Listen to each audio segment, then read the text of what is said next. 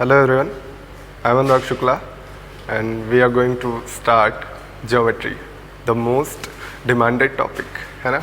जैसा कि आपने देखा होगा मैक्सिमम लोगों ने डिमांड की थी ज्योमेट्री ज्योमेट्री ज्योमेट्री, जहाँ पे भी देखा होगा हर जगह पे ज्योमेट्री ज्योमेट्री कमेंट सेक्शन में और पर्सनल मैसेजेस।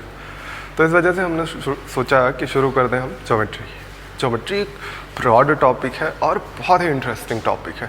अगर आप शेप्स को समझना सीख लीजिए, जैसे कि आप तक आपने क्या पढ़ा है 10th में 12th में, जो भी जहाँ भी ज्योमेट्री पढ़ के आए हैं वहाँ पे आपने क्या पढ़ा है, रट लिया है आपने, थ्योरम्स मिली 4, टीचर्स ने प्रेशर बनाया कि कल कुटाई हो जाएगी तो आप पढ़ के आते थे, है ना, रट के वो सुना दिया आपने। बट अब हम लोग जो पढ़ते हैं वो सारी चीज़ें रटने वाली ही नहीं होती। अगर आप रट के अभी तक करते आए हैं तभी आपको अनइंटरेस्टिंग लगता है ज्योमेट्री। ज्योमेट्री को इंटरेस्टिंग बनाना है तो आपको इंटरेस्ट लेना पड़ेगा और मेरा एम यही है कि आपको थोड़ा सा इंटरेस्टिंग तरीके से पढ़ाएं। तो आप थोड़ा सा अपने आप को इंटरेस्टिंग बनाइए, आप थोड़ा सा इंटरेस्ट लीजिए क्लास में और हम भी कोशिश करेंगे आपको इंटरेस्टिंग तरीके से पढ़ाने की। तो कुछ पॉइंट्स हैं, पहले हम आपको बता देते हैं। पहली बात तो आपकी डिमांड पे आया है टॉपिक, तो आप बिल्कुल अभी जितना जोश बनाए हुए हैं, जितनी एनर्जी है, वो सारी एनर्जी लास्ट तक बनाए रखिएगा। होता क्या है कि जब हम कोई भी चैप्टर स्टार्ट करते हैं तो बहुत एनर्जी रहती है ना सबके पास कि नया चैप्टर है, नए चैप्टर में हम ये पढ़ेंगे वो पढ़ेंगे ऐसे करेंगे। फिर 4 5 6 7 8 10 लेक्चर्स के बाद आप एकदम फिनिश हो जाते हैं, मतलब लगता है कि हाँ वही चैप्टर वही ज्योमेट्री, फिर आप बोर होने लगते हैं। बस यही कमी होती है। मेरा मानना है कि अगर आप अपनी एनर्जी को बनाए रखिएगा तो हम श्योर जान के चलिए आपको मैक्सिमम चीज़ें इसमें समझ में आएंगी और ज्योमेट्री आपको फिर डर नहीं लगेगा, ये श्योर जान। लेकिन आपको क्या करना है, अपनी एनर्जी लेवल बनाए रखना है, आपको भटकना नहीं है बीच में। आपको ये नहीं सोचना है कि ज्योमेट्री लंबा चल रहा है, क्योंकि आपको मैंने पहले ही बताया ज्योमेट्री एक लेंदी टॉपिक है। लेंदी टॉपिक मींस कि आपको बहुत सारी चीज़ें इसमें जाननी होती हैं। इस वजह से अब इसमें आपको क्या क्या पढ़ना है ये हम पहले बता देते हैं। देखिए इंट्रोडक्शन क्या है, सबसे पहले हम इंडेक्स पे आते हैं। सबसे पहले आपको पढ़ना है line and angles. Line angles के बारे में थोड़ा सा ब्रीफली हम लोग आज जानेंगे। उसके बाद हम लोग को ट्रायंगल एक बहुत ब्रॉड टॉपिक है। ट्रायंगल से इतने ज़्यादा क्वेश्चन पूछे जाते हैं, इतने ज़्यादा तरीके के क्वेश्चन पूछे जाते हैं कि बिना आपको क्वेश्चन सॉल्व कराए वो सारी चीज़ें नहीं होने वाली हैं। जो प्रीवियस ईयर में पूछे गए हैं रिपीटेड क्वेश्चन है या घिसे पिटे क्वेश्चन है, जो कि आप हर बार हमसे पूछते हैं।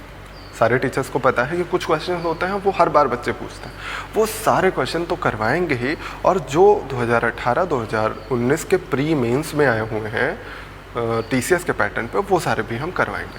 तो आप ये बिल्कुल नहीं टेंशन लीजिएगा कि कहाँ से कैसे होगा या कैसे क्वेश्चंस हो। मैक्सिमम क्वेश्चन हम ट्राई करेंगे करवाने का। ये है कि आप ये चीज़ें छोड़ दीजिए दिमाग में लाना कि ये प्रीवियस ईयर, क्योंकि प्रीवियस ईयर ही सबसे ज़्यादा तो पूछा जाता है ना, कॉन्सेप्ट तो चेंज नहीं होता है। तो प्रीवियस ईयर भी करवाएंगे हम, और जो लेटेस्ट एग्जाम में पूछे गए वो भी, और थोड़े बहुत अलग से क्वेश्चन, ठीक।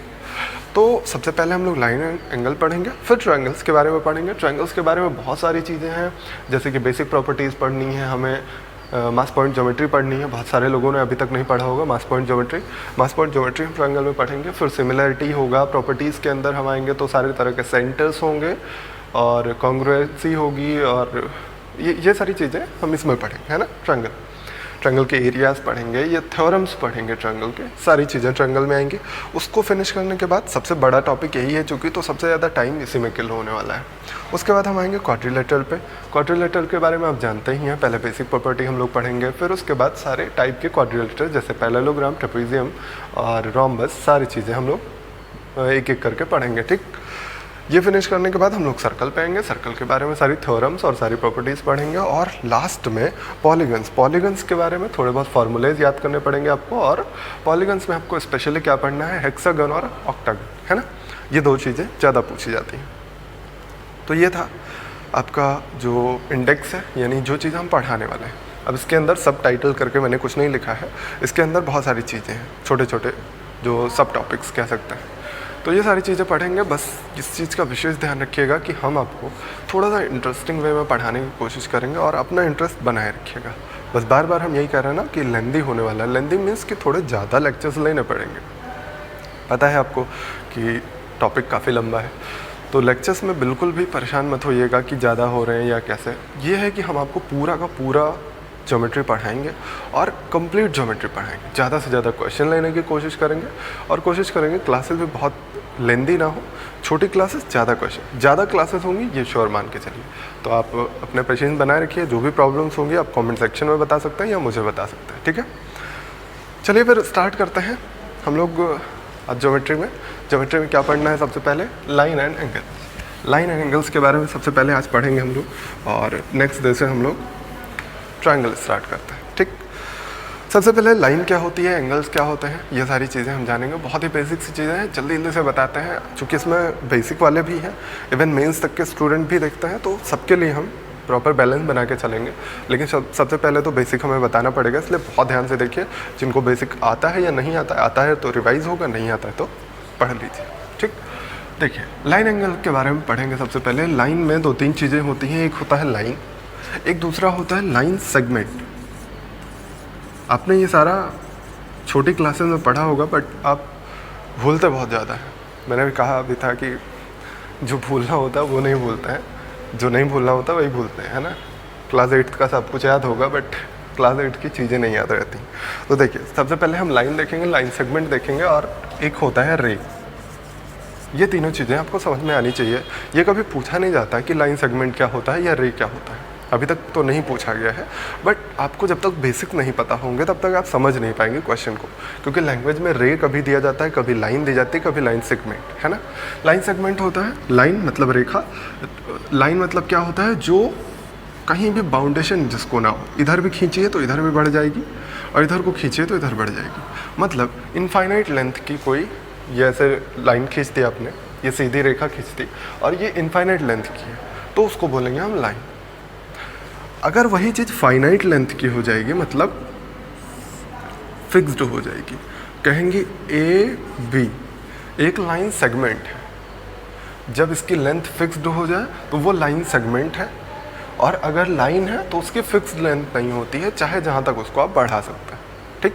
और रे क्या होती है, रे होती है एक तरफ से फिक्स्ड हो, मान लीजिए ये ए पॉइंट है, यहाँ फिक्स्ड है, और एक तरफ को नॉन फिक्स्ड है, ये बढ़ती हुई जा सकती है कहीं भी, जहाँ तक आप बढ़ा दीजिए वहाँ तक भाग सकती है।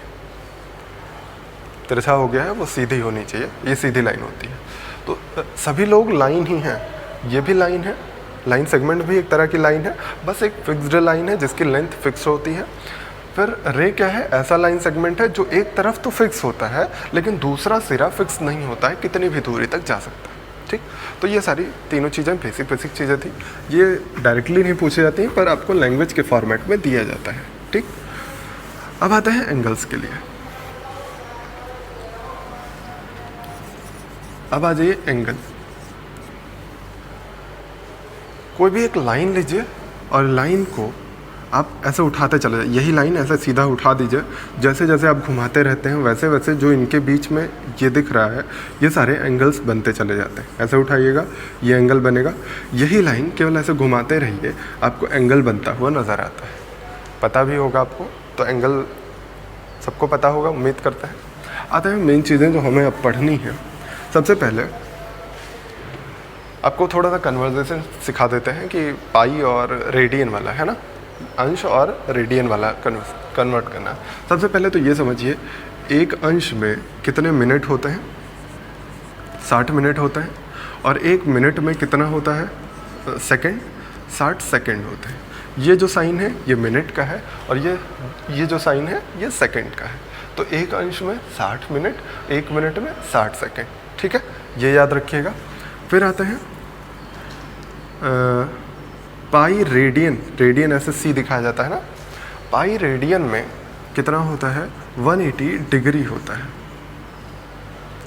पाई रेडियन की वैल्यू क्या होती है, 180 डिग्री होती है। तो अगर आपको 1 रेडियन निकालना हो तो आप क्या कहेंगे, 180 बाई पाई डिग्री, ठीक है। तो अगर आपसे पूछ लिया जाए कि 10 रेडियन की वैल्यू बताइए, तो 10 रेडियन की वैल्यू क्या हो जाएगी, 180 बटे पाई से गुणा कर दीजिएगा और कुछ नहीं करना, ठीक है। ऐसे ही आ जाइए, इसका उल्टा 180 डिग्री की वैल्यू है पाई रेडियन, इसी का मतलब है कि 1 डिग्री की वैल्यू क्या हो जाएगी, पाई बाई 180 रेडियन, ठीक है। तो अगर आपको डिग्री में कोई वैल्यू दी गई है तो उसमें पाई बाई 180 से मल्टीप्लाई कर दीजिए और आपका आंसर आ जाएगा रेडियन, ठीक है, क्लियर। तो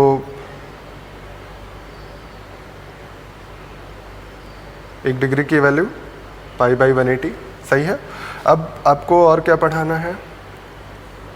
हाँ, एक रेडियन की वैल्यू कभी कभी आपसे पूछी जाती है, डिग्री में बताइए, डिग्री, मिनट, सेकंड, इन सब में बताइए। ये आपको रट लेना है, याद कर लेना है। 57 डिग्री 16 मिनट 22 सेकंड, इतना होता है। इसको आप एकदम रट लीजिए, याद कर लीजिए, इसमें कन्फ्यूज़न ना रहे, ठीक है। या ये अप्रॉक्स वैल्यू होती है या इसी की वैल्यू होती है 57 degree 16 minute 21 point something second होता है, 21.8 सेकेंड होता है। फिलहाल आप इसी को याद रखिए क्योंकि यही पूछा जाता है, ठीक है।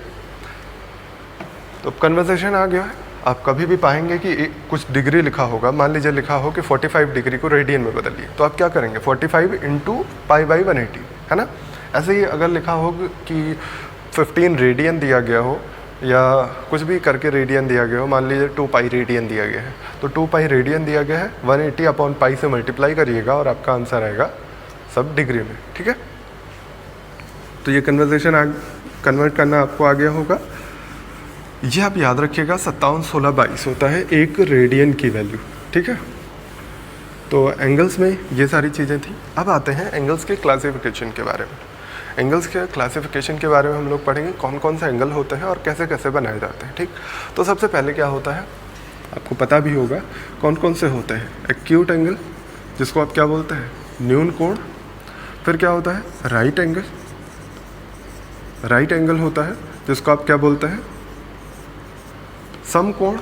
और सब लिखते चलिएगा, अगर हिंदी में लिखना है तो आप हिंदी में लिखते चलिएगा, हम बोलते रहें, ठीक है। तो ये एक्यूट एंगल है, न्यून कोण है, ये राइट एंगल है, ये समकोण है, और एक है ऑब्ट्यूज एंगल, ये होता है, इसको क्या बोलते हैं? अधिक कोण। और इसके बाद आता है रिफ्लेक्स एंगल। रिफ्लेक्स एंगल को बोलते हैं प्रतिवर्ती या प्रतिवर्ती कोण, यानी इसका जस्ट अपोजिट। और उसके बाद आता है स्ट्रेट एंगल। स्ट्रेट एंगल मतलब क्या होता है? रेखा कोण या ऐसे कुछ बोलते हैं, एग्जैक्टली रुकिए हिंदी आपको बता देते हैं। स्ट्रेट एंगल ऋजु कोण, तो आप इंग्लिश याद रखिए, आसान है ये। ऋजु कोण होता है या रेखा कोण जिसको बोलते हैं। और इसके बाद आता है कंप्लीट एंगल। कंप्लीट एंगल, अब ये सभी होते कैसे हैं, क्या होते हैं, वो सभी हम बता रहे हैं आपको, ठीक है। Acute angle. एक्यूट एंगल क्या होता है कि जब भी थीटा 0 से बड़ा होना चाहिए और 90 से छोटा होना चाहिए, कोई भी एंगल ऐसे आप बना देते हैं, ये सब एक्यूट एंगल है। आपको ये पता होगा ना 90 कैसे बनता है? देखिए 90 कैसे बनता है, ये सब हम बता देते हैं आपको। ऐसे एकदम सीधी लाइन होती है तो ये 90 बनता है ना। अब देखिए 90 से छोटा ये एंगल दिख रहा है आपको, तो ये सब क्या है? Acute angle. मान लीजिए ये रहा होगा 50 डिग्री, ये एक्यूट एंगल हो गया, ठीक है। अब राइट एंगल, यानी थीटा इक्वल टू कितना होना चाहिए? 90 डिग्री होना चाहिए, तो ये राइट एंगल बनाता है। राइट एंगल के लिए आप क्या कहेंगे? 90 डिग्री होना चाहिए थीटा। यहाँ पे आपको दिख रहा है 90 डिग्री, यानी ये राइट एंगल है ना। थीटा अगर 90 से 0 के बीच में होगा तो आप क्या कहेंगे? वो सभी एक्यूट एंगल ट्रायंगल है, यानी न्यून कोण त्रिभुज, सॉरी ट्रायंगल नहीं पढ़ रहे हैं हम, एंगल पढ़ रहे हैं। तो ये केवल क्या होगा? न्यून कोण होगा, ठीक है। एंगल जो होगा वो न्यून कोण होगा। फिर राइट एंगल क्या होगा? जब 90 हो जाए। अच्छा, ये भी आपको पता होगा, ग्रेटर और लेसर वाले साइन जो होते हैं, अगर इसमें इक्वल टू नहीं लगा है तो ये 0 नहीं ले सकता है और 90 नहीं ले सकता है, ठीक है। मतलब ये थीटा 90 से छोटा होना चाहिए, 89.9 तक हो सकता है, बट 90 नहीं हो सकता है एक्यूट एंगल। जहाँ 90 होगा तुरंत आप क्या कहेंगे? राइट एंगल हो गया। और अगर 90 से बड़ा हुआ तो ऑब्ट्यूज, यानी अधिक कोण हो जाएगा, ऑब्ट्यूज एंगल हो जाएगा, अधिक कोण, यानी कितना? 90 से बड़ा होगा और 180 से छोटा होगा, तो ये क्या हो जाएगा? ऑब्ट्यूज। जैसे ऐसे बना दें, ये एंगल मान लीजिए 120 डिग्री है, तो ये हो गया ऑब्ट्यूज एंगल, जो एंगल 90 से 180 के बीच में होगा। अब रिफ्लेक्स एंगल, इन्हीं सब में होता है रिफ्लेक्स एंगल। जैसे ये जो 50 आपने बनाया है, इसी का जो बचा हुआ पार्ट है ये, इसको बोलते हैं रिफ्लेक्स एंगल, ठीक है। या ये वाला पार्ट जो है ये भी क्या है, रिफ्लेक्स एंगल। तो रिफ्लेक्स एंगल क्या होता है, जब कोई भी एंगल आप निकालते हैं और एंगल को माइनस कर देते हैं बाकी वाले एंगल से। जैसे पूरा एंगल क्या होता है 360 होता है, तो आप माइनस कर दीजिएगा तो रिफ्लेक्स एंगल निकल आता है, ठीक है। जैसे इसीलिए तो यहाँ पे हम लिखते हैं 90 और 180 के बीच में। क्यों? क्योंकि अगर हम ऐसे कोई लाइन है और हम एंगल यहाँ पे बना रहे हैं तो हम कहेंगे ये वाला एंगल ही तो होगा जो 180 से बड़ा होगा। मान लीजिए 190 हो गया ये, तो हम इसका रिफ्लेक्स एंगल निकाल लेंगे, ये वाला एंगल। तो हम ऐसे नहीं मेज़र करते हैं, छोटा एंगल मेज़र करते हैं। इसलिए आपको कभी भी ये नहीं मिलता है कि कोई एंगल हो 180 से 360 के बीच में। कोई भी देखिए तीनों एंगल मिले, तीनों में क्या लिखा है, इसमें 0 to 90, इसमें 90, इसमें 90 to 180। अब कोई एंगल ऐसा नहीं मिलेगा जिसमें लिखा होगा कि 180 to 360। क्यों नहीं मिलेगा? क्योंकि आपको पता है कि ये रिफ्लेक्स एंगल हो जाएगा तुरंत। अगर इसको आप मेज़र कर रहे हैं 190, तो आप क्या कहेंगे, 360 में से माइनस कर दीजिए, रिफ्लेक्स एंगल तुरंत निकाल लेते हैं, ठीक है। तो ये समझ में आया। उसके बाद हम आते हैं स्ट्रेट एंगल पे। स्ट्रेट एंगल, रिजु कोण जिसको आपने बोला, स्ट्रेट एंगल क्या होता है, कोई एक सीधी लाइन हो उस पर जो एंगल बनेगा वो होता है स्ट्रेट एंगल। ये पूरा लाइन लिया हमने, यहाँ पे कोई पॉइंट ले लिया, ये जो पूरा एंगल बना है ये सभी के, ये पूरा क्या है, स्ट्रेट एंगल। और स्ट्रेट एंगल कितना होता है, थीटा इक्वल टू 180, ठीक है, क्लियर। अब इसमें कैसे क्वेश्चन आता है कि इस पे कोई एक लाइन दे दिया, इन्होंने कहा कि इधर मान लीजिए 80 डिग्री है, तो बताइए इधर वाला एंगल कितना होगा। तो आप क्या कहेंगे कि ये पूरा स्ट्रेट एंगल होता है 180 डिग्री, ये 80 हो गया, तो बचा हुआ एंगल कितना हो जाएगा, 100। ये आपको बहुत ज़्यादा हेल्पफुल होता है। ये आपको देखने में तो बच्चों वाला लग रहा होगा, बट जब आप क्वेश्चंस करते हैं, क्वेश्चन में बहुत ज़्यादा हेल्पफुल होता है, बहुत यूज़ होता है, ठीक। इसके बाद आता है कंप्लीट एंगल। कंप्लीट एंगल क्या होता है, पूरा एक सर्कल, कोई पॉइंट आपने लिया, यहाँ से इसका पूरा एंगल मेज़र करना है, तो ये पूरा सर्कल, और एक सर्कल का पूरा एंगल कितना होता है, 360। तो ये होता है कंप्लीट एंगल 360। मुझे लगता है इतनी बात क्लियर हो गई होगी। आगे बढ़ते हैं हम लोग। उसके बाद आपको क्या क्या पढ़ना है, बहुत ही ज़्यादा पूछा गया है और बहुत ही यूज़फुल चीज़ है। अब तो फ़िलहाल 2-2, 3-3 क्वेश्चंस को मर्ज करके दिया जाता है, जिसमें आपको डायरेक्टली ये वर्ड मिलता तो है बट निकालना कोई और चीज़ होती है। क्या पूछा जाता है, कॉम्प्लीमेंट्री, कॉम्प्लीमेंट्री एंगल। इसे वो क्या बोलते हैं, पूरक कोण, समपूरक कोण, या फिर पूरक, कोटिपूरक, या और कौन सा बोलते हैं, एक और हिंदी में नाम होता है पूरक, अनुपूरक, कोटिपूरक, ठीक। तो इसको ही बोलते हैं पूरक कोण, कोटिपूरक कोण और अनुपूरक कोण। कोटिपूरक कोण और अनुपूरक कोण, ये तीनों नाम इसी के हैं, ठीक है।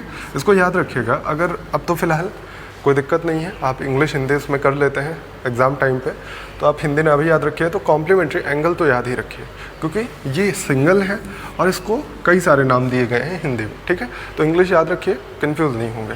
ये कॉम्प्लीमेंट करता है और दूसरा है सप्लीमेंट, सप्लीमेंट्री एंगल, ठीक है। अब सप्लीमेंट्री एंगल को बोलते हैं समपूरक,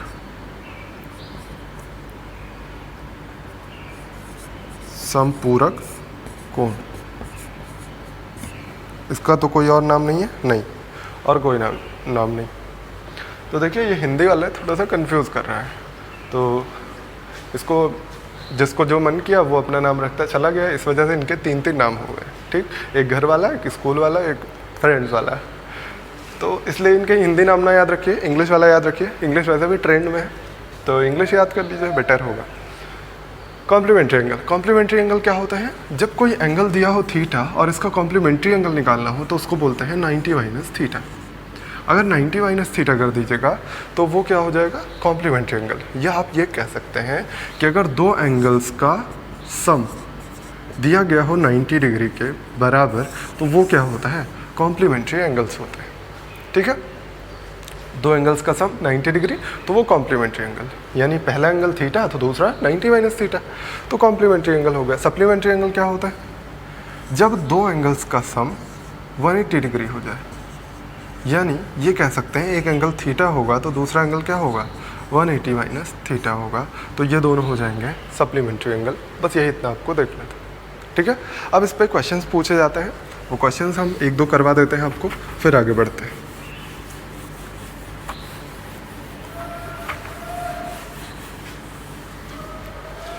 देखिए आपको क्वेश्चन दिया गया है कि उस कोण की माप क्या है जिसका संपूरक कोण इसके पूरक कोण का 3 गुना जितना बड़ा है। ये 2015 के सीजीएल के पेपर में आया हुआ क्वेश्चन है। पूछा गया था उस कोण की माप क्या है, उस एंगल की वैल्यू आपसे पूछी गई है कि जिसका संपूरक कोण यानी सप्लीमेंट्री एंगल इसके पूरक कोण यानी कॉम्प्लीमेंट्री एंगल का 3 गुना है, ठीक। तो आपको क्या मानना है? मान लीजिए एक एंगल है थीटा, तो इसका कॉम्प्लीमेंट्री और सप्लीमेंट्री एंगल क्या हो जाएगा? 90 माइनस थीटा इसका कॉम्प्लीमेंट्री हो गया और 180 माइनस थीटा इसका सप्लीमेंट्री हो गया। दोनों एंगल पता हो गए।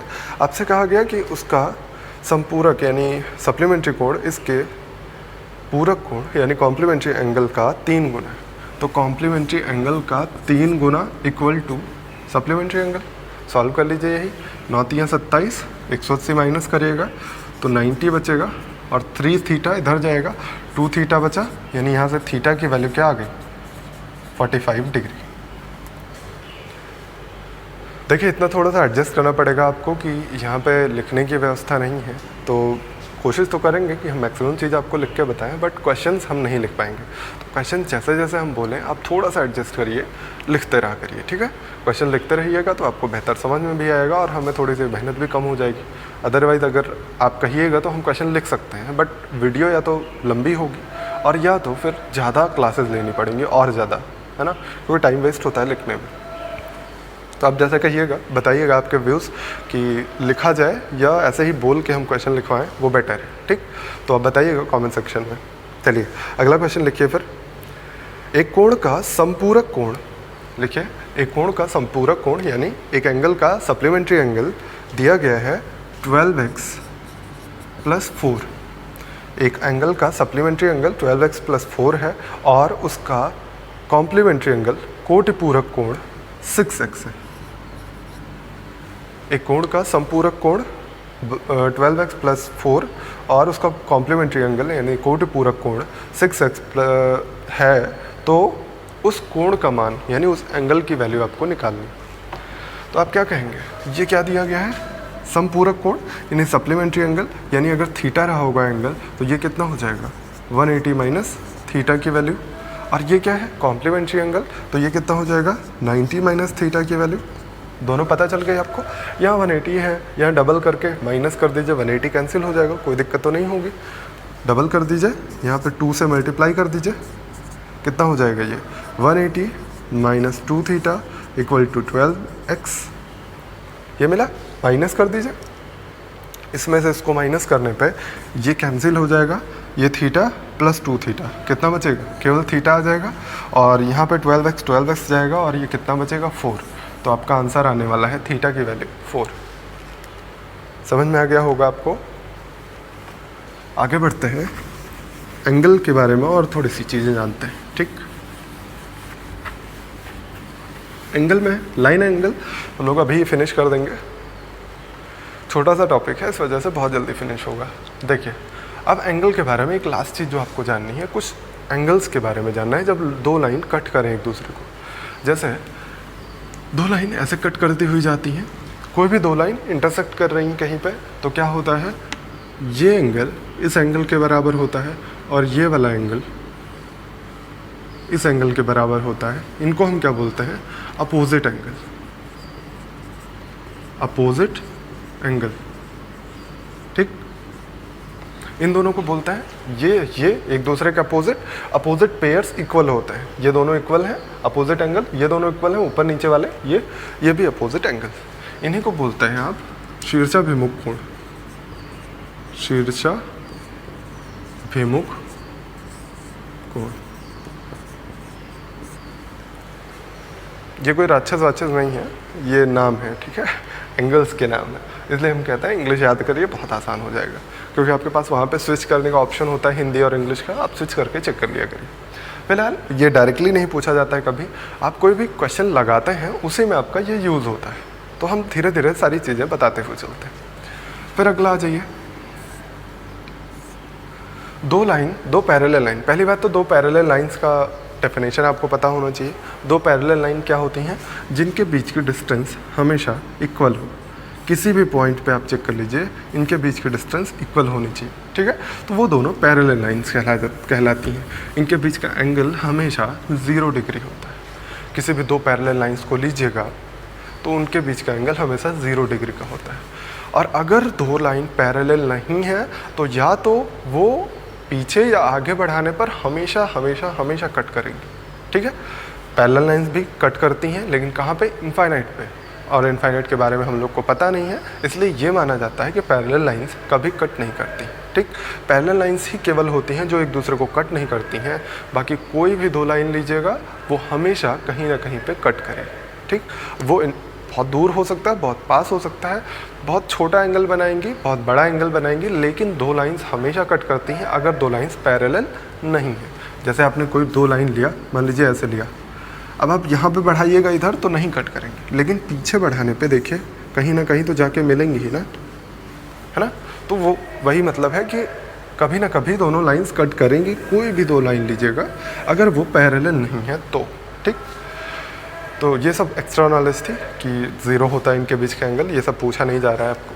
फिलहाल आपको जानना है, दो पैरेलल लाइन अगर दी गई हो और एक ट्रांसवर्सल लाइन उनको कट करे, दो समांतर रेखाएं दी गई हैं, एक तिर्यक रेखा उसको कट करे, तो कैसे कैसे एंगल बनते हैं और क्या क्या होते हैं, ठीक है। पहली बात तो ये एंगल इस एंगल के बराबर होता है, इसको बोलते हैं अल्टरनेट एंगल्स, ठीक। फिर ये वाला भी एंगल वही सेम चीज़ है, देखिए ये वाला एंगल भी अल्टरनेट एंगल है, और इसी के जैसे सेम ये एंगल अगर आप देखिए इस एंगल के बराबर होगा, और ये चौथा एंगल ये चौथे एंगल के बराबर होगा। ये सभी एक दूसरे के अल्टरनेट एंगल्स हैं, यानी इसको क्या बोलते हैं? अल्टरनेट एंगल्स को बोलते हैं एकांतर कोण, शायद एकांतर कोण ही बोलते हैं।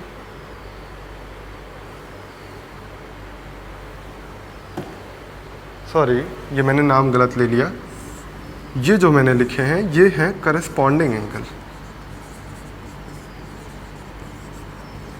करस्पॉन्डिंग एंगल्स होते हैं, इनको बोलते हैं संगत कोण। संगत कोण, देखिए नाम इधर उधर हो जाए तो आप इतना एडजस्ट कर लीजिएगा, मैक्सिमम को पता होगा ये सारी चीज़ें। तो फिलहाल हम करेक्ट करते रहेंगे, हम थोड़ा सा कभी कभी इंग्लिश और हिंदी इधर उधर कर देते हैं, तो उसको थोड़ा सा देख लीजिएगा। तो ये सभी क्या है? एक दूसरे के संगत कोण है, करस्पॉन्डिंग एंगल्स। कौन कौन से? ये एंगल इस एंगल के इक्वल होगा, फिर ये वाला एंगल इस वाले एंगल के इक्वल होगा, फिर ये वाला एंगल इस वाले एंगल के इक्वल होगा, और ये वाला एंगल इस वाले एंगल के इक्वल होगा। तो ये सभी क्या हो जाएंगे? नाम एक बार चेक करते रहिएगा कि करस्पॉन्डिंग एंगल्स, हाँ ठीक है, करस्पॉन्डिंग एंगल्स होते हैं।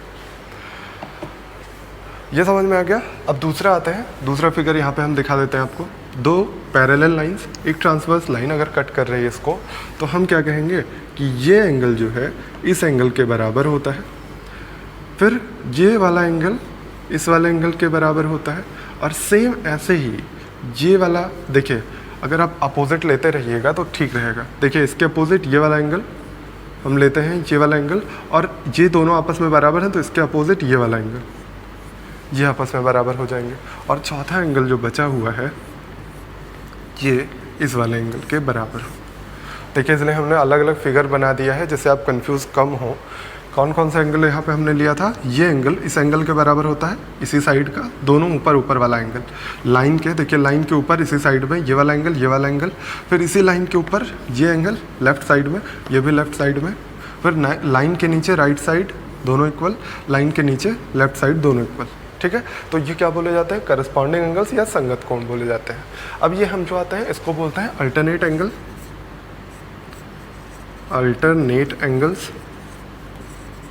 इनको बोलते हैं एकांतर कोण। अच्छा, एकांतर कोण दो तरह के होते हैं, क्योंकि आपसे डायरेक्टली पूछा नहीं जाता या इसी वजह से आपको ज़्यादा पढ़ाया नहीं जाता इस बारे में। दो तरह के होते हैं कि इंटीरियर होते हैं, एक्सटीरियर होते हैं, यानी एकांतर अंतः कोण, एकांतर बाह्य कोण। अंतः कौन कौन से हैं, ये वाला एंगल इस वाले एंगल के अपोजिट है, ये दोनों बराबर हैं, और ये वाला एंगल इस वाले एंगल के अपोजिट है, ये चारों आपस में क्या है, एकांतर अंतः कोण है। और ये जो बाहर वाला एंगल है इसके बराबर ये बाह्य कोण है, एकांतर बाह्य कोण, और ये भी एकांतर बाह्य कोण है, ठीक है। तो इसको अब एक ही फिगर में हम बता देते हैं। अच्छा देखिए, हर जगह आपको अपोजिट एंगल मिलता है। देखिए दो लाइन कट कर रही हैं, ये और ये आपस में इक्वल होंगे, क्योंकि ये यही है शीर्षाभिमुख कोण या अपोजिट एंगल। ये दोनों भी अपोजिट, ये अपोजिट, ये अपोजिट, वो हर जगह मिलेगा, ठीक है।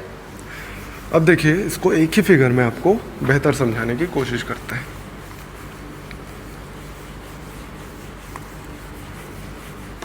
एक बार इन सब चीज़ों को आप कॉपी में बना के चेक कर लीजिएगा, बहुत बढ़िया समझ में आएगा फिर। देखिए दो लाइन हमने लिया, सारे एंगल्स का नाम रख देते हैं। इसको 1 मान लिया, इसको 2, इसको 3, इसको 4, फिर यहाँ पे है 5, 6, 7, 8। सारे एंगल्स का नाम रख दिया हमने, तो थोड़ा सा आसान हो जाएगा लिखना। देखिए एंगल 1 किसके इक्वल होगा, एंगल 1 एंगल 5 के इक्वल होगा, फिर एंगल 2 एंगल 6 के इक्वल होगा। अब इसमें क्या है कि हमने बताया आपको 1 और 5, 2, 6, 3, 7, 4, 8 ये सभी करस्पॉन्डिंग एंगल कौन कौन से हैं। देखिए 1 और 5 मैंने अभी समझाया इससे पहले, आपको फिर से डायग्राम बना के हम समझा रहे हैं।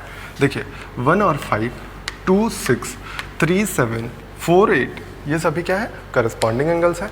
ऐसे ही अल्टरनेट एंगल, अल्टरनेट इंटीरियर और अल्टरनेट एक्सटीरियर दो तरह के होते हैं। मैंने बताया कौन कौन से होते हैं, 4 और 6, 3 और 5 ये दोनों क्या हो गए, ये दोनों अल्टरनेट इंटीरियर एंगल्स हो गए। इसी तरह 2 और 8 और 1 और 7 ये हो गया अल्टरनेट एक्सटीरियर एंगल।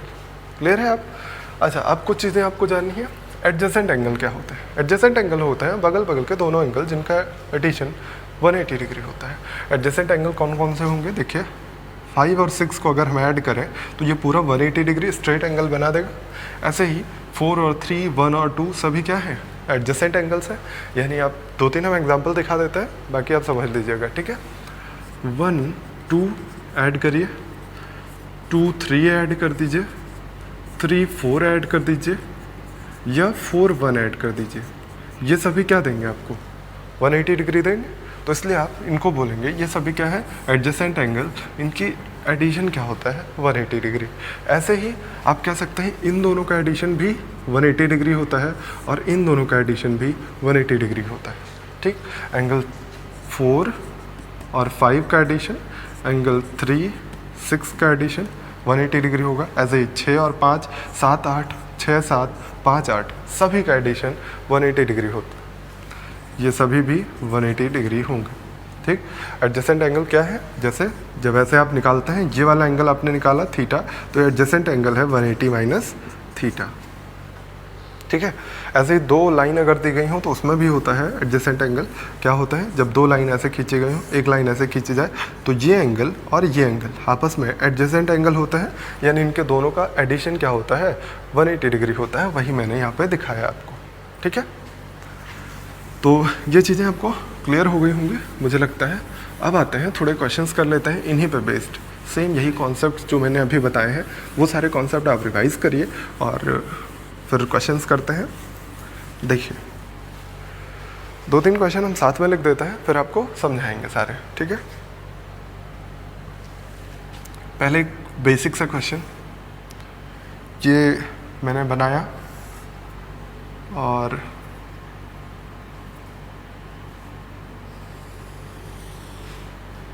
ये दोनों पैरेलल लाइंस हैं, ठीक है।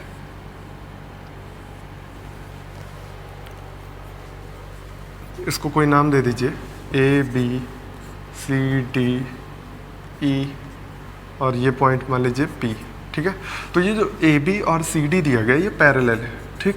ए B parallel to C D है और एंगल्स दिए गए हैं आपको, ये 80 डिग्री है, ये एक्स है, यही निकालना है आपको, और यहाँ पे दिया गया है 30 डिग्री, ठीक है।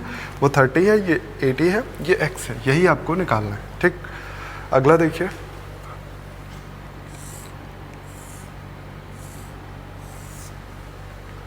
ये दिया गया है आपको, यहाँ वाली वैल्यू थीटा पूछी गई है आपसे, ये वैल्यू दी गई है 30, ये वैल्यू दी गई है 40 और निकालना है थीटा, ठीक। ये दोनों पैरेलल लाइंस हैं। फिर ऐसा ही अगला क्वेश्चन दिया गया है,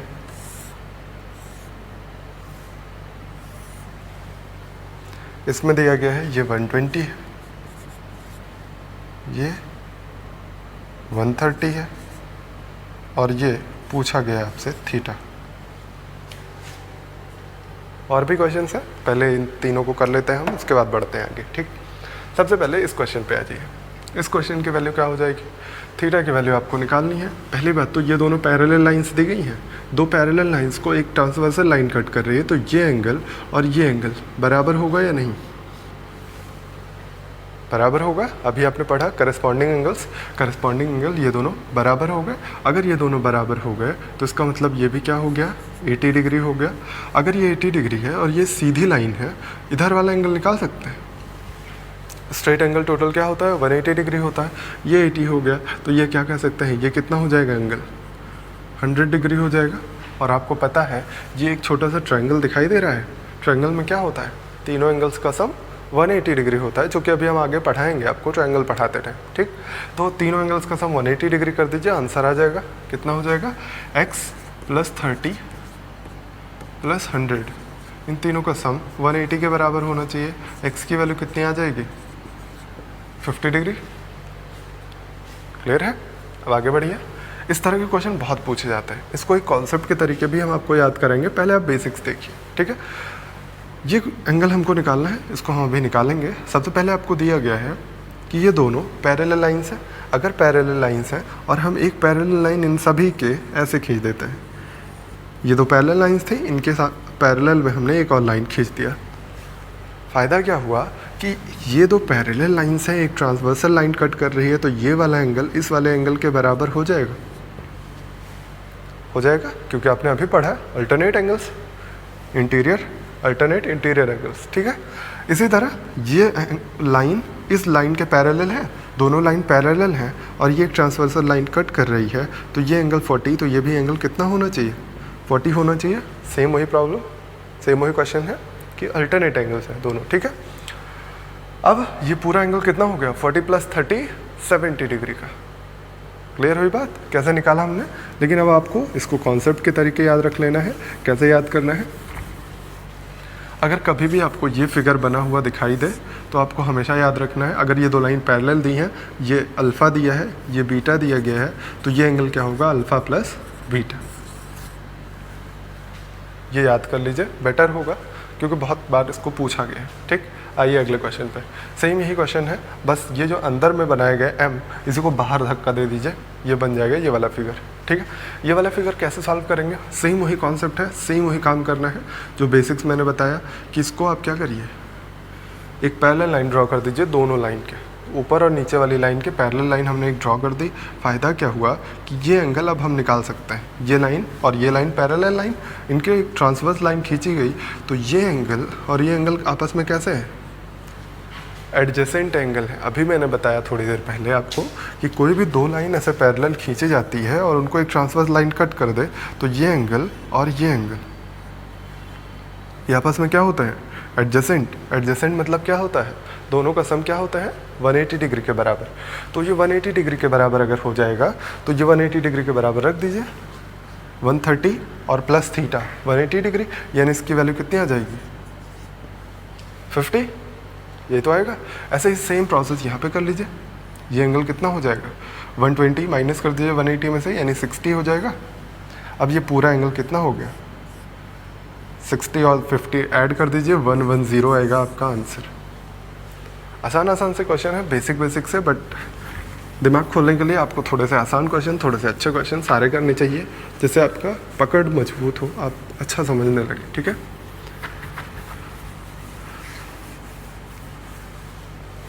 चलिए अगले क्वेश्चन पे आते हैं। देखिए इन्हीं सब में से एक क्वेश्चन ये भी आता है कि एक लाइन दी गई है ऐसे, और उसमें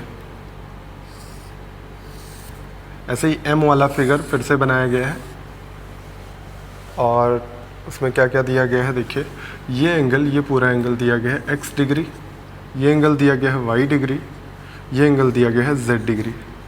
इन तीनों में आपसे रिलेशन पूछा गया है, जबकि ये दोनों पैरेलल लाइंस हैं। ठीक है, अगला क्वेश्चन जो दिया गया है इसी कॉन्सेप्ट पे,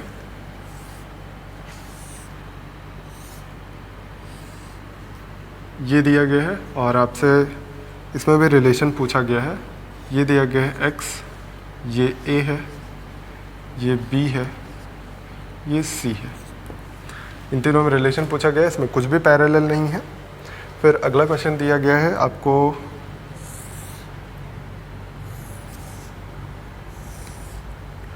ये z बनाया गया है, z में पैरेलल लाइन्स हैं ये और ये, फिर एक पैरेलल लाइन ये खींची गई है इन दोनों के। ना दिख रहा हो पैरेलल तो आप बना लीजिएगा अपने हिसाब से, पैरेलल हैं तीनों लाइंस। ठीक है, ये तीनों लाइन आपस में पैरेलल हैं, और आपको दिया गया है ये 140 डिग्री है, ये x डिग्री है, यही निकालना है आपको। ये 70 डिग्री है, और बस आपको x निकालना है इसमें। और एक और फिगर दिया गया है आपको,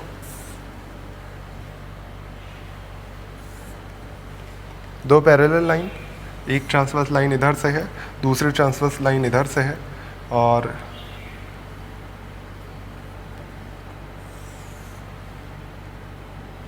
इन दोनों को भी एक लाइन ऐसे कट कर रही है। ठीक, अब इसमें एंगल्स दिए गए हैं आपको, यहाँ 3x है, यहाँ 4x है, यहाँ 5x है, और यहाँ पे 6x है, और आपको निकालना है x की वैल्यू इसमें। चलिए ये क्वेश्चंस देखते हैं पहले, उसके बाद आगे बढ़ेंगे अगले क्वेश्चंस पे। देखिए सबसे पहले आपको देखना है ये वाला क्वेश्चन, इसमें आपसे पूछा गया रिलेशन कैसे निकलेगा। y को हटाते हैं, फिर से हम बेसिक्स लगाते हैं, यही पैरेलल लाइन एक हमने ड्रॉ कर दिया। एक पैरेलल लाइन ड्रॉ करते ही आपको दिखने लगा कि ये पैरेलल इसके है, दो पैरेलल लाइन से एक ट्रांसवर्स लाइन कट कर रही है, तो ये एंगल इस एंगल के बराबर हो जाएगा, छोटे वाले एंगल के। आपने अभी पढ़ा अल्टरनेट एंगल से, है ना। फिर आता है अगले वाले पे, ये एंगल ये लाइन इस लाइन के पैरेलल है, दो पैरेलल लाइन दिख रही हैं, तो ये एंगल और ये एंगल आपस में क्या है, दोनों एंगल्स ही तो 180 डिग्री के एडिशन में होने चाहिए। इन दोनों का एडिशन अभी मैंने बताया थोड़ी देर पहले, फिर से बता देते हैं। दो लाइन ऐसे पैरेलल हों और एक लाइन कट कर रही हो, तो इसके छोटे वाले एंगल जो अंदर से हैं, ये दोनों आपस में क्या होते हैं, दोनों 180 डिग्री के बराबर होते हैं, एडिशन दोनों का, है ना। एक सेकंड इनका नाम भी बता देते हैं, हम नाम भूल जाते हैं बहुत ज़्यादा। एडजेसेंट एंगल, आसन्न कोण बोलते हैं इनको।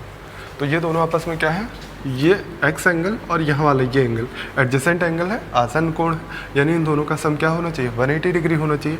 यानी ये एंगल अगर हम आपसे पूछे तो आप कहेंगे कि 180 माइनस एक्स डिग्री, यही तो हो जाएगा।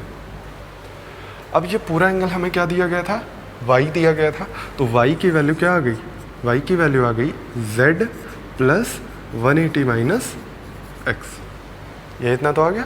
अब आपसे पूछा गया था इनमें रिलेशन बताइए, तो रिलेशन क्या आ जाएगा, x और z को इधर ले आइए, तो x plus y minus z की वैल्यू क्या हो गई, 180 डिग्री के बराबर।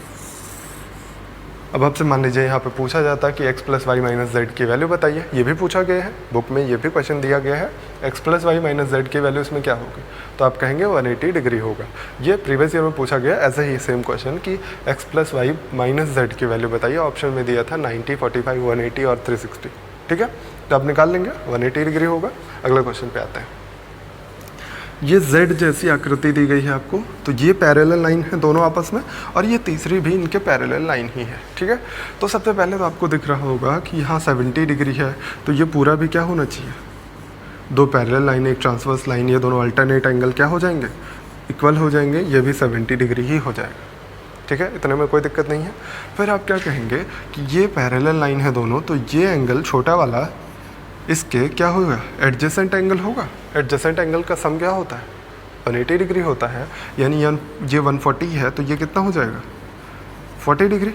तो आप क्या कहेंगे, पूरा 70 था, ये 40 है तो ये कितना हो जाएगा, 30 डिग्री। और यही आपसे पूछा गया था। क्लियर हो रहा है। अगला देखिए, ये बहुत ही इंटरेस्टिंग क्वेश्चन है। अगर आप पहले कर चुके हैं तो बहुत अच्छी बात है, नहीं कर चुके हैं तो बहुत ही ध्यान से देखिए, बहुत इंटरेस्टिंग क्वेश्चन है। अगर आप थोड़ा सा दिमाग लगाते हैं तो हो जाता है। इसमें थोड़ा सा यूज़ करते हैं हम लोग ट्रायंगल के बारे में, जो कि अभी मैंने नहीं पढ़ाया है ट्रायंगल की प्रॉपर्टीज़ को, तो उसको थोड़ा सा हम यूज़ करेंगे। ठीक है, देखिए कैसे, कई सारे तरीके हैं। पहली बात तो ये तरीका है, एक विजुअलाइजेशन होता है। विजुअलाइज करिए, कुछ चीज़ें आप अपने दिमाग में सोच लेते हैं और आप अच्छा कर जाते हैं। जैसे देखिए, अगर हम इनको पकड़ लें, ये जो पॉइंट दिया गया, इनको पकड़ के ऐसे सीधा कर दें, इस फिगर को हम ऐसे बना दें, तो क्या हो जाएगा कि ये ए है, ये सी है, ये बी है। ए बी सी का एडिशन क्या हो जाएगा, 180 डिग्री हो जाएगा। और ये अगर सीधा कर दिया हम, तो यहाँ पे ये एक्स एंगल क्या है, 180 हो गया ना। ए बी सी का एडिशन 180 हो गया, एक्स एंगल 180 हो गया, यानी आपका क्या मिल जाएगा answer, x equal to a b c. Directly आप अगर विजुअलाइज कर ले जाइए, देखिए विजुअलाइजेशन हम आपको सिखाएंगे, थोड़ा थोड़ा धीरे धीरे हल्का हल्का से सीखते सीखते आप बहुत अच्छे से सीख जाएंगे। ठीक है, अभी डरिए नहीं, मैंने ये क्या कर दिया, आप अचानक से कंफ्यूज हो गए, ये बहुत काम आएगा आपके। धीरे धीरे हम एक एक क्वेश्चन में छोटे छोटे क्वेश्चन से सिखाते रहेंगे बीच बीच में। ठीक है, विजुअलाइजेशन अगर आपको आ जाएगा तो थोड़ा जल्दी करने लगेगा क्वेश्चन। देखिए इसमें क्या करना था आपको, बस इसी को थोड़ा सा एक्सटेंड कर दीजिए। अगर एक्सटेंड कर देंगे आप तो देखेंगे कि आप ये पूरा क्या है, ट्रायंगल है। और ट्रायंगल के एक्सटीरियर एंगल की थ्योरम होती है, जो आपको हम अभी ट्रायंगल में पढ़ाएंगे।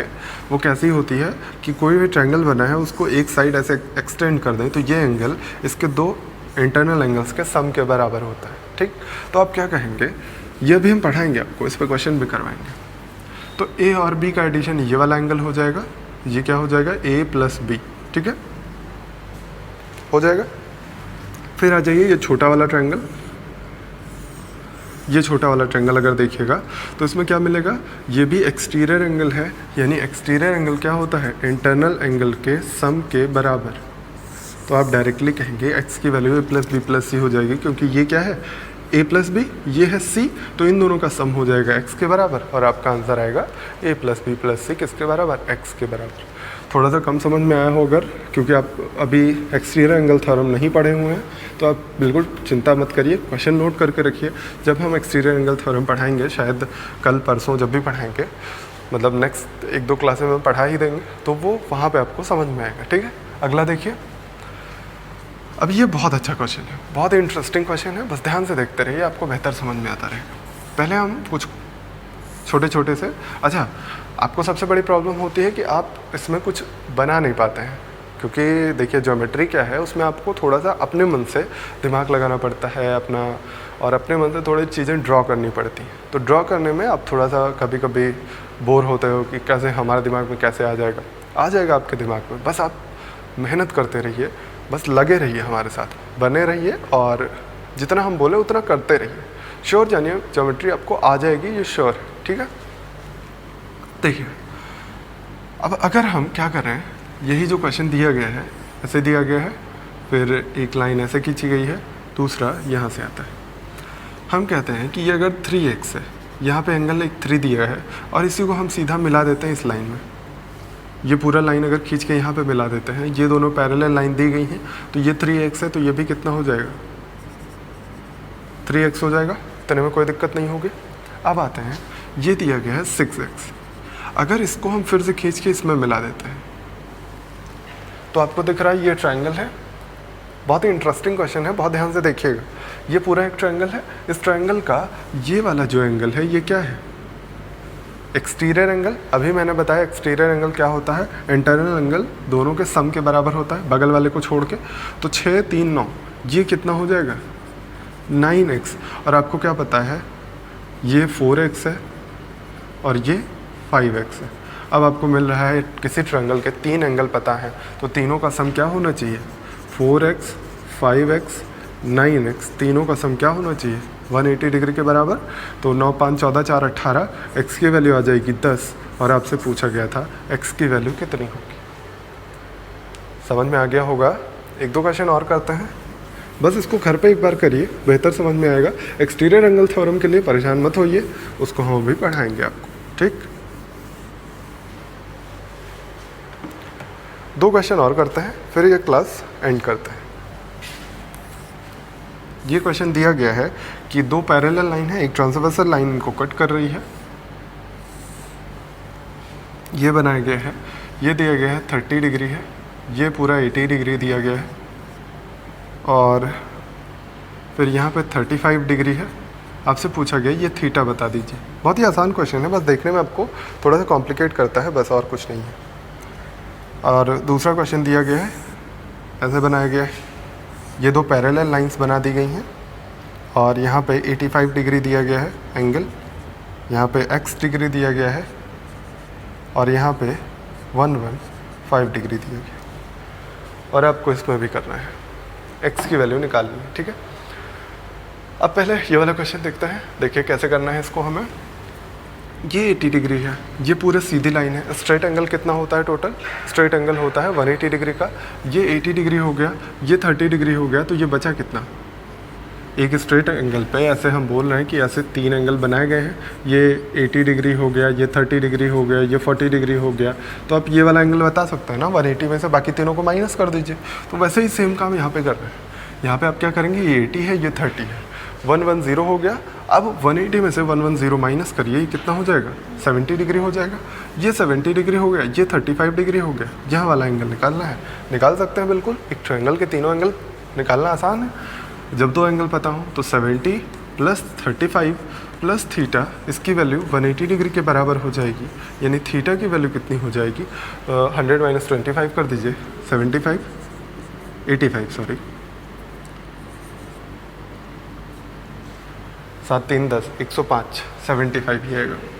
आपका आंसर हो जाएगा 75, ठीक है। आसान सा है। अगले क्वेश्चन पे आइए, ये बढ़िया क्वेश्चन है, अच्छा लग रहा है देखने में। यही करना है आपको, बस ध्यान से देखते रहिए, बहुत ही आसान है ये भी। बस दो पैरेलल लाइंस आपको मिल रही हैं, एक ट्रांसवर्स लाइन कट करती हुई जा रही है, तो ये एंगल और ये एंगल करस्पॉन्डिंग एंगल के हिसाब से बराबर होने चाहिए। करस्पॉन्डिंग एंगल है अगर, तो ये बराबर होंगे और ये 85 हो जाएगा। अब ये बगल वाला एंगल क्या है? एडजेसेंट एंगल 180 डिग्री होना चाहिए। 180 डिग्री टोटल होगा, ये 85 हो गया, तो ये कितना हो जाएगा? 85 इतना ही हो गया, तो 180 डिग्री में से माइनस कर दीजिए, कितना मिल जाएगा? 95। ये 95 हो गया, ये x डिग्री है, ये 115 है। तो आपको सीधा दिख रहा है कि ये एक ट्रायंगल है, ट्रायंगल का एक्सटीरियर एंगल इतना है, तो दोनों का सम एक्सटीरियर एंगल के बराबर होगा। यानी x + 95 की वैल्यू 115 होगी। x की वैल्यू क्या हो जाएगी? माइनस कर दीजिएगा, 20 आ जाएगा आपका x की वैल्यू, जो कि आपको निकालना था। क्लियर है? चलिए एक और अच्छा सा क्वेश्चन दिख रहा है, वो भी कर लेते हैं हम लोग। देखिए क्वेश्चन दिया गया है आपको कि एक ट्रेंच दी गई है, जो कि आप पढ़ते हैं ज्योग्राफी में, खाई या गर्त, वो दिया गया है आपको। यहाँ पे एंगल दिया गया है 100 डिग्री, यहाँ पे एंगल दिया गया है थीटा, जो कि आपको निकालना है। ये एंगल दिया गया है 115 और आपको निकालना है थीटा की वैल्यू। ये दो पैरेलल लाइंस हैं और एक खाई जैसी आकृति बनाई गई। एक ये लाइन दी गई है, इसमें भी ये दोनों पैरेलल लाइंस हैं और ये यहाँ पे कट कर रही हैं, ठीक है। यहाँ पे दिया गया है, ये है 110, ये दिया गया है थीटा, यही आपको निकालना है, और ये दिया गया है 30 डिग्री, ठीक है। अब ये दो क्वेश्चन करिए और फिनिश करते हैं क्लास को। देखिए पहले ये क्वेश्चन देखिए, बहुत ध्यान से देखिए, बहुत ही अच्छा क्वेश्चन है। अगर इसको बस थोड़ा सा ऐसे एक्सटेंड कर दीजिए, ये यहाँ पे कट कर जाए, तो आप क्या देखेंगे कि ये दो पैरेलल लाइंस हैं, ये ट्रांसवर्स लाइन कट कर रही है, ये एंगल और ये एंगल कितने हो जाएंगे? 115 करस्पॉन्डिंग एंगल्स हो जाएंगे। ये 100 डिग्री है, तो इसका अंदर वाला एंगल कितना हो जाएगा? क्योंकि आपको पता है ये पूरा स्ट्रेट एंगल होता है। स्ट्रेट एंगल कितना होता है? 180। ये 100 हो गया, तो ये 80 हो गया। अब आपको दिख रहा है कि इस ट्रायंगल में ये एक्सटीरियर एंगल है, तो 80 और थीटा का एडिशन क्या होना चाहिए? 115।